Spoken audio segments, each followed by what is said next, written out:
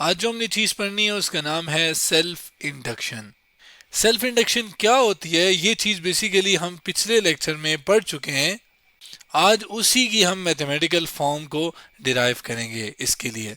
अब क्या होती है सेल्फ इंडक्शन, अगर हम रिवाइज करें जो कि इस लेक्चर के अंदर हमने पढ़ी थी। होता यह है कि फर्ज करें एक कॉइल है जिससे करंट पास हो, यानी फ्लो ऑफ चार्जेस हो, तो उस कॉइल के इर्द वो कॉइल जो है वो मैग्नेट बन जाती है। कॉइल क्या, जब भी एक तार को, एक कंडक्टर को गोल शेप दे दो तो जब मैग्नेट बन जाती है तो उसकी कोई मैग्नेटिक फील्ड होती है, और वो मैग्नेटिक फील्ड लाइंस जो कि मैग्नेटिक फील्ड की होती हैं, अगर वो अपने ही कॉइल के अंदर चेंज हो तो वो अपने ही कॉइल के अंदर एक ऑपोजिट डायरेक्शन में करंट पैदा करती है, ईएमएफ पैदा करती है।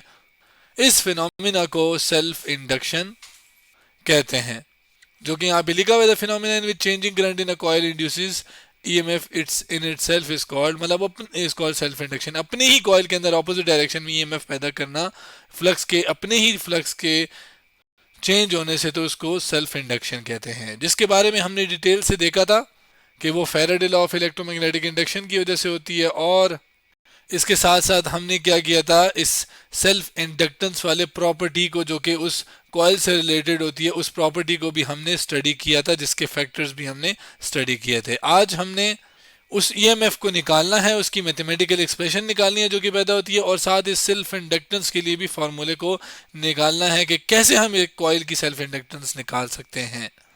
अब अगर फॉर्मूले पे मैं आऊं तो हमने यहाँ पे देखा कि जितना ज्यादा तेजी के साथ करंट तब्दील होगा उस लिहाज से ईएमएफ पैदा होगी, और वही ईएमएफ फिर क्या है कि अपने अंदर जो है वो मैग्नेटिक फ्लक्स को चेंज करके अपने अंदर जो सेल्फ इंडक्शन है, जिसको हमने कहा था कि ऑपोजिट डायरेक्शन में ईएमएफ जो कि ऑपोजिट डायरेक्शन में करंट पैदा करेगी, वो उतनी ही फिर तेजी के साथ होगी।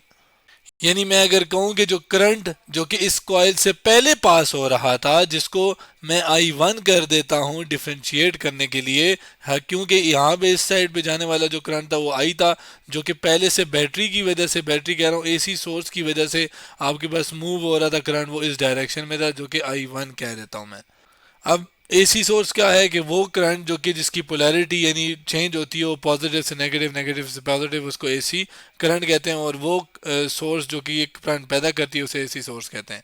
अब यहाँ पे जितना वो करंट तब्दील होगा उस लिहाज से जो आपके पास ईएमएफ पैदा होगी वो भी उतनी ज़्यादा होगी। कौन सी ईएमएफ की बात कर रहा हूँ मैं, जो कि सेल्फ इंडक्शन, या जिसको मैं सेल्फ इंड्यूस्ड ईएमएफ भी कह सकता हूँ। ईएमएफ क्या है, बेसिकली करंट पैदा करने की वजह, या आप कह लें सलाहियत, वो ताकत जो करंट पैदा करती है उसे इलेक्ट्रोमोटिव फोर्स, जिसका शॉर्ट फॉर्म ईएमएफ है। जबकि I1 क्या है, जैसे मैंने बताया, करंट, वो करंट जो पहले पास हो रहा था, जिसको प्राइमरी करंट भी कहते हैं, मतलब जो पहले सोलिनॉइड से, सॉरी कॉइल से पास हो रहा था। जबकि ये टी क्या है, टाइम। जबकि ये डेल्टा क्या है, डेल, जिसको बेसिकली ट्रायंगल जैसा है, ये क्या है, चेंज। यानी आपके पास हो क्या रहा है कि करंट का चेंज टाइम के लिहाज से क्या है, तो वो जितना ज़्यादा तेज़ी के साथ करंट तब्दील होगा उस लिहाज से ईएमएफ यानी सेल्फ इंड्यूस ईएमएफ जो है वो उतनी तेज़ी के साथ होगी।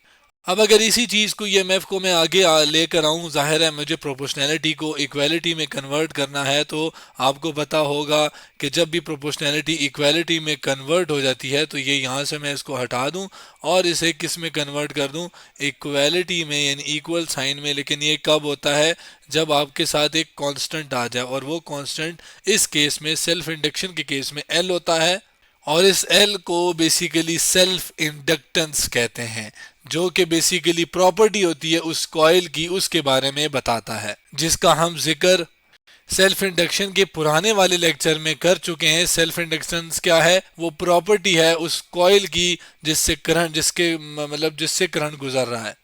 अब ये याद रखिए जो ईएमएफ है ये ऐसे होगी कि ये जो करंट जिस डायरेक्शन में फ्लो कर रहा है उसको अपोज करेगी, मतलब जिस डायरेक्शन में करंट तब्दील हो रहा है ना, जिसकी वजह से ईएमएफ पैदा हो रही है, ये जो ईएमएफ है ये ऐसे होगी कि ये उसको अपोज करेगी, यानी ऑपोजिट डायरेक्शन में होगी। उस चीज को बताने के लिए नेगेटिव साइन आता है। और ये जो मैं बात कर रहा हूं ना कि भाई ऑपोजिट डायरेक्शन में होगी ईएमएफ, वो क्यों होगी, क्योंकि असल में लेंजेस ने ये लेंजेस लॉ इस चीज को एक्सप्लेन करता है क्या, कि हमारे पास जो भी चेंज जो कि चेंज आ रहा है जिसकी वजह से ये ईएमएफ पैदा हो रही है, वो जो चेंज है सॉरी ये जो ईएमएफ है ये उसको अपोज करता है। यही चीज़ लेंजेस लॉ ने कही थी और इसकी वजह से नेगेटिव साइन भी आता है। इस चीज़ को हम डिटेल में पढ़ चुके हैं। फिलहाल जो हमारा काम था वो यही था कि हम इतना बता सकें कि जो चेंज है वो अपोज करता है, सॉरी जो ईएमएफ पैदा होती है वो अपोज करता है उस चेंज को जो कि इसको पैदा कर रही है, जो कि लेंजेस ने अपने लॉ में कहा था। और इसको एक्सप्लेन करने के लिए हम नेगेटिव साइन लगाते हैं। आगे चलते हैं, सेल्फ इंडक्टेंस के ऊपर बात करते हैं।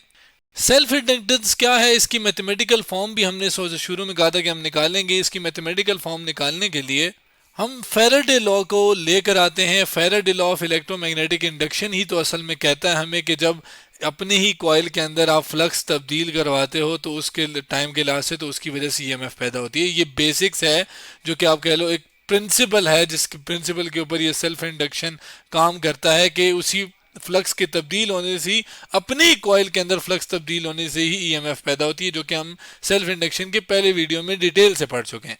यहाँ पर हमने उसी जो इंड्यूस ईएमएफ होता है फैराडे लॉ के मुताबिक उसकी मैथमेटिकल एक्सप्रेशन इस वाली वीडियो के अंदर Faraday law of electromagnetic induction के अंदर हमने डिराइव किया था, ये वाली फॉर्म जो कि हम इस्तेमाल करेंगे। अब इस ईएमएफ को जो कि फैराडे लॉ के मुताबिक इंड्यूस होती है उसको इस्तेमाल करते से पहले मैं इसको थोड़ा सा तब्दील कर लेता हूँ। इसके अंदर थोड़ी सिंप्लीफिकेशन ऐसे ले आता हूँ। अगर आप देखें तो ये आपके पास क्या है कि ये डेल बाय डेल टी है। इस एन को मैं अंदर फाई के साथ मिला लेता हूँ। क्यों मिलाता हूँ इसकी रीज़न मैं बताता हूँ। ये आपके पास एक फॉर्म आ गई, जबकि ऊपर जो हमने यहाँ पर इस फॉर्म की बात की थी इसको भी अगर हम थोड़ा सा मॉडिफाई कर लें तो ये आपके पास डेल बाय डेल टी, जो कि मैं यहाँ पर ये लिख लेता हूँ। अब L को मैं अंदर I के साथ लिखूँ, I1 आ गया। I1 याद रखिएगा वो करंट है जो पहले पास हो रहा था। इस इंड्यूस ईएमएफ की वजह से करंट की बात नहीं हो रही, वो तो I है, लेकिन जो पहले पास हो रहा था वो I1 है।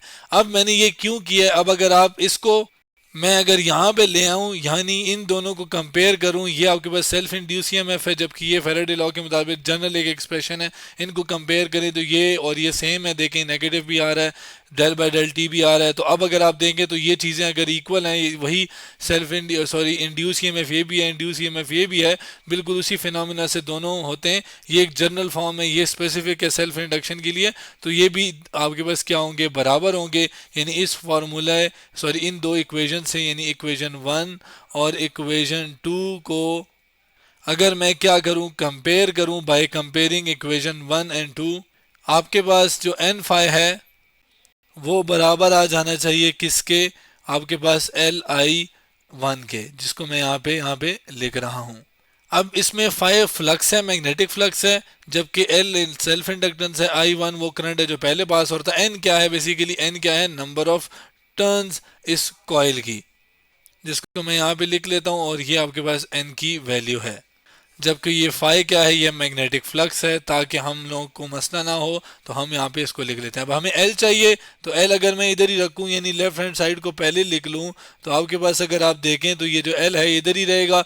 I1 उधर जाके डिवाइड हो जाएगा किधर, N फाई के नीचे आ जाएगा, तो ये N फाई ऊपर और नीचे आपके पास क्या आ जाएगा, I1, जिसको मैंने प्रॉपरली लिख लिया। अब अगर आप देखें तो ये वो सेल्फ इंडक्टेंस का फार्मूला है जो एक कॉइल के लिए हम निकाल सकते हैं। कब, अगर N फाई और I1 हमें पता हो कि कितना फ्लक्स है इसके थ्रू और कितना फ्लक्स है इसके साथ, कितना करंट पास हो रहा है शुरू में और इसकी नंबर ऑफ टर्न्स कितनी है, तो हम सेल्फ इंडक्टेंस की वैल्यू एक कॉइल के लिए निकाल सकते हैं।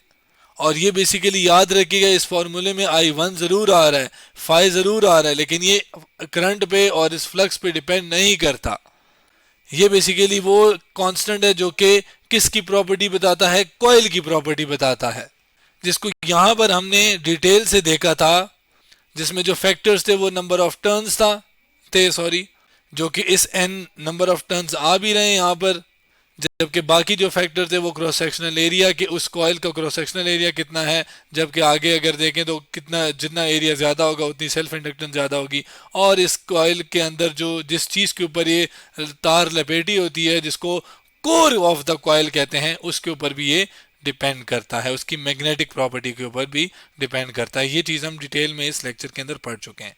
अब अगर unit of self inductance L की यूनिट की बात करें तो आपके पास यूनिट के लिए हम माइनस साइन को फिलहाल इग्नोर करते हैं, मैग्नीट्यूड को देखते हैं। L को इधर ही रखूं मैं तो आपके पास क्या हो जाएगा कि ये जो आपके पास डेल आई डेल टी है, ये इधर जाके इधर मल्टीप्लाई हो रहा है, दूसरी साइड पे जाके क्या होगा, ये डिवाइड हो जाएगा। तो ये इधर से इधर इसके पास आके डिवाइड हो गया, जिसको मैं यहाँ पे लिख रहा हूँ। ऊपर आपके पास क्या आ गया, एप्सिलॉन आ गया, जो कि इलेक्ट्रोमोटिव फोर्स है। उसका असल में यूनिट क्या होता है, वोल्ट, जिसको कैपिटल वी से लिखते हैं। करंट का यूनिट होता है एम्पेयर, जबकि एस टाइम का यूनिट होता है सेकंड। तो ये आपके पास सेल्फ इंडक्टेंस का जो यूनिट है वो आया वोल्ट सेकंड पर एम्पेयर। और अगर मैं, और बल्कि ये इक्वल होता है किसके, आपके पास हेनरी के, जिसको कैपिटल एच से हम डिनोट करते हैं, और जिसको लिखते क्या है, स्मॉल एच से लिखते हैं, क्योंकि एक साइंटिस्ट का नाम है। अगर मैं इस हेनरी को डिफाइन करना चाहूँ कि 1 हेनरी किसके बराबर है, तो वो 1 हेनरी को डिफाइन करने के लिए मैं क्या करता हूँ, अब आप गौर से सुनिएगा। क्या कि जब भी 1 एम्पेयर करंट, जहाँ पे क्या 1 एम्पेयर करंट 1 सेकेंड में इस कॉइल से गुजरे, और इस कॉइल के अंदर जो ईएमएफ पैदा हो, सेल्फ इंड्यूस ईएमएफ पैदा हो, जो कि जाहिर है हमें पता है किस तरह होगी, तो वो अगर 1 वोल्ट हो, तब आपके पास जो उस कॉइल की जो सेल्फ इंडक्टेंस है वो क्या होगी, वो 1 हेनरी होगी। तो आज हमने सेल्फ इंडक्शन के बारे में पढ़ा, उसकी मैथमेटिकल फॉर्म निकाली, इसके साथ साथ उसका यूनिट डिफाइन, सेल्फ इंडक्टेंस का यूनिट डिफाइन किया, और उसको डिटेल से देखा।